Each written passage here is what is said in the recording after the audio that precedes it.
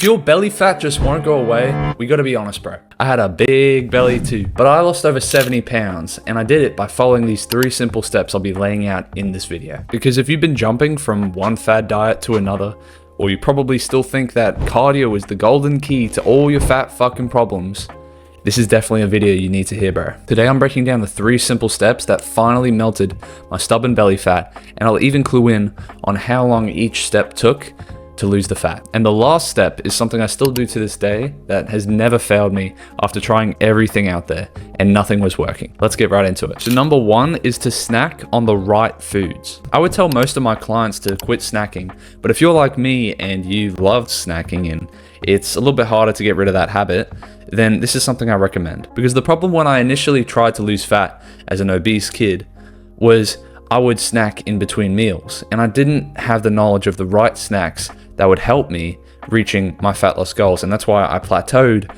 for months, if not years. Now, whenever I'd plateau with my weight loss journey, it's because in between meals, I would snack on things like nuts and peanut butter and other foods like that. Now, those foods aren't particularly bad, but I was unaware of how fat dense these foods are, meaning they pack a lot of calories, which I was unaware of this entire concept at the time, which makes me glad I'm sharing this knowledge with you so that you don't have to go through the same mistakes where you're spinning your wheels and not seeing results. So when I finally switched from this type of snacking on high fat, dense, high calorie, not really filling foods like peanuts and peanut butter, absolute calorie bombs like chips and crackers and shit, to the switch of high volume, low calorie foods, it changed the game for me, and I started losing weight way quicker. But you have to be very particular with the foods that you choose for snacking. Next time you're in a grocery store and you want to buy a food, you have to flip the package, check the food label, and make sure that it's under 50 calories per 100 grams serving. Now, why do you want something that's 50 calories or less, perhaps even 30 calories per 100 grams?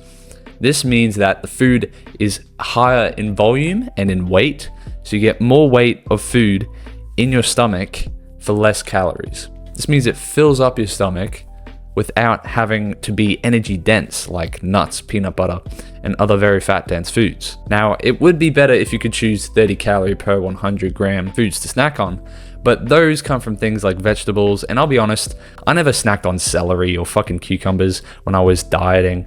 I just thought that was kind of lame, and you probably think it's lame too, so I'm not going to recommend it. Instead, I'll give you insight on the good stuff that you can snack on that tastes good and is low in calories per 100 grams. So foods you can find that fit under this threshold are sugar-free jello pudding mix, sugar-free popsicles.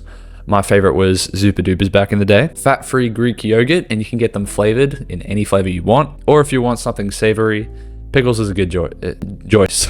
Pickles are a good choice. Or even fruits like berries, raspberries, strawberries, and even watermelon. Watermelon is actually very good at being high in volume and low in calories. And it's super sweet and tastes very nice.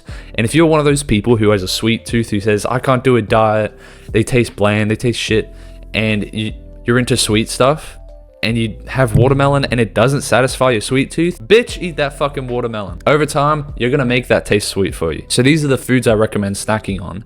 And with this rule in mind, you can have it whenever you're at the grocery store and you're wondering what to buy that is high in volume and low in calories. Plus, a lot of these foods like the berries and the whole foods contain a nutrient called fiber. Now, fiber has a lot of properties to it that make it slower to digest in the body, which is why it's very filling. So this is a big nutrient for you to keep in mind when you're looking at nutrition labels to stay fuller throughout the day for less calories. Now, the second simple step to lose that stubborn belly fat is to ditch those liquid calories. If you really think about it, bro, the amount of fat you're holding on to due to consuming 2 to 3 sodas per day, or maybe those healthy fruit juices that you have that you think are helping you with your health goals, or maybe it's the alcohol that you consume when you're having nights out with your friends every single week. The amount of fat present and maintained from consuming those beverages, beers, if replaced with mineral water, seltzer, black coffee, freaking diet-free soda, or any no alcohol alternatives, you are gonna be freaking surprised. After eliminating all these calorie-dense drinks and alcohol, which is 7 calories per gram, which is pretty darn high if you ask me, and replace it with no calorie alternatives, you are literally removing a meal's worth of calories every single day. And these are not useful calories. They're not going anywhere to, fuel performance in the gym or whatever you think. The calories from these drinks are what we like to call in nutrition empty calories. No good nutrients, just calories that make you gain weight without feeling full. But the thing is, bro, even if they're not empty calories, I'd still not recommend drinking your calories from liquids because you're trying to lose weight.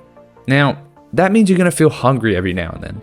Do you think you'll feel less hungry if you consume whole single ingredient foods, you chew it, and it takes time to digest? Do you think that would be a better choice than maybe just drinking all your calories that just are in and gone? I'd rather physically eat my calories because it has a hunger reducing effect. The fact of literally chewing. That's why chewing gum is a good idea. Bonus tip to add to your day when you're not eating things, to just make it feel like you're chewing something, make it feel like you're satisfying your sweet tooth. Chewing gum is literally built for that reason. That's why on the internet people recommend bulking shakes to gain weight, because you can drink 1,000 calories, 1,500 calories way easier than you can physically eat the volume of food. So when you have the volume of food, it fills up your stomach more because it's not all grinded up and processed up into a drink. So ditch those liquid calories is the second simple step to lose that stubborn belly fat. By the way, bro, before we get to the last step to lose that belly fat, if you found value in this video so far, then I would really appreciate it if you could drop a like or share it with someone you think it could help. It would mean the world, bro. Just drinking my soda water. Number 3, the third simple step to lose that stubborn belly fat is to weigh yourself daily. Track your body weight with the bathroom scale. Every morning you wake up, you go take a piss, step on the scale, and just track it every single day. Now I'm saying that because I literally have done this for years upon years. The moment I started doing this consistently, 6 weeks later, I lost 26 pounds. Now, am I saying that literally buying a food scale and stepping on it is going to help you lose weight? No. But when I tell you, I never weighed myself or knew my body weight when I was morbidly obese. Funny thing, eh?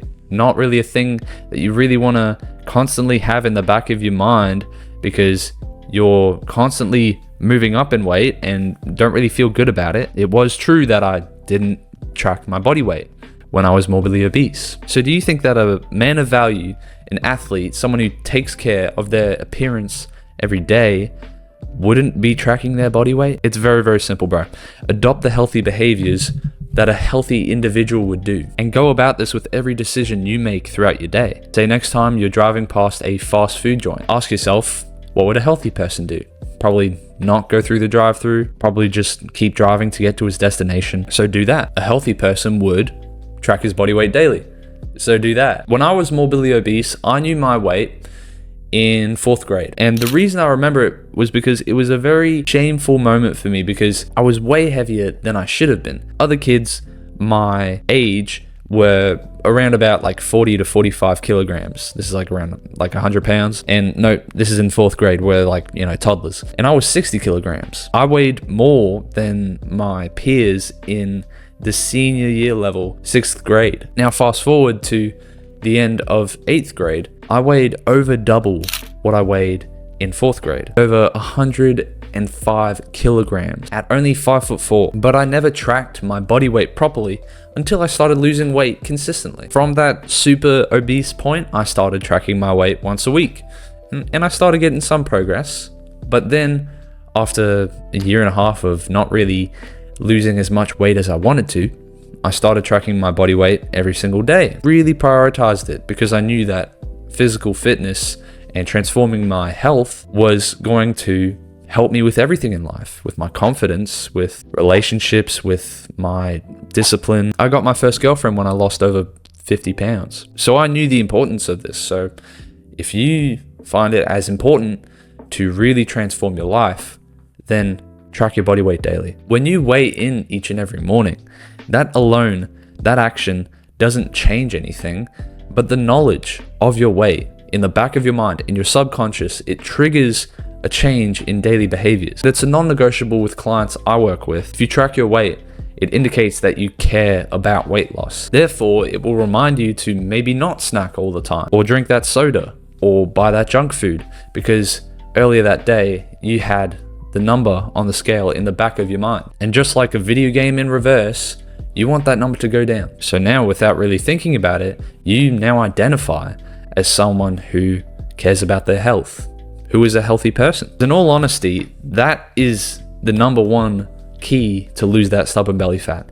It's not these individual actions in general, it's the identity change that you get from these individual actions. That is the key to keep the fat off. And from that point, it's just about finding the point to which you're satisfied with the amount of body fat that you have, whether it's 12%, 15%, and be able to maintain that. But let me tell you, if you want a similar physique to all these fitness guys that you see online, I guarantee you that they all did exactly what I did, which was eat in a calorie deficit and track their body weight to make sure they ate in a calorie deficit. Now that's the third step, and those are the 3 simple steps to lose that stubborn belly fat. Now you probably are wondering, Nick, why didn't you talk about cardio? If you're wondering why I didn't talk about any form of cardio to lose that stubborn belly fat quickly, it's because I prioritize sustainable forms of daily activity, like walking, steps, and lifting weights to build muscle to boost your metabolic rate, over things like intense cardio on the treadmill that you've never done before and you don't want to keep doing and you hate, and it'll be something temporary like HIIT or any of these other forms of cardio that you're not going to stick to. These are just going to be beating up your joints. Spending 30 minutes doing these sessions per day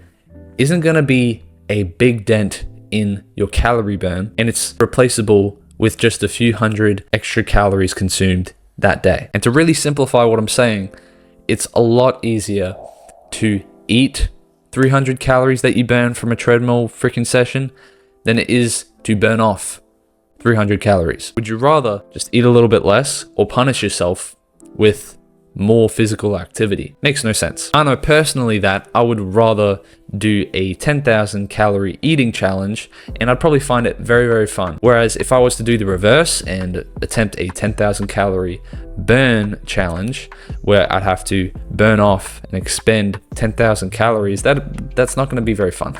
That's probably going to be a literal nightmare. So now that you know and I know that cardio isn't the golden key to fat loss, and the 3 simple steps to lose that stubborn belly fat are: 1, snack on the right foods; 2, ditch those liquid calories; 3, track your body weight daily, like I have been for years and like I do with all clients that I work with. Now, if you're ready to climb the mountain of fitness and lose that stubborn belly fat for once and for all, then join our free school community where we share tips, tools, and full video courses to break down how young men like you can reach their dream physique. Make sure to click the top link in the description and let's climb it together.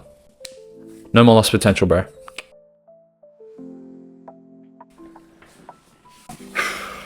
Fuck me. That was 20 push-ups. Just did 20 push-ups before starting this.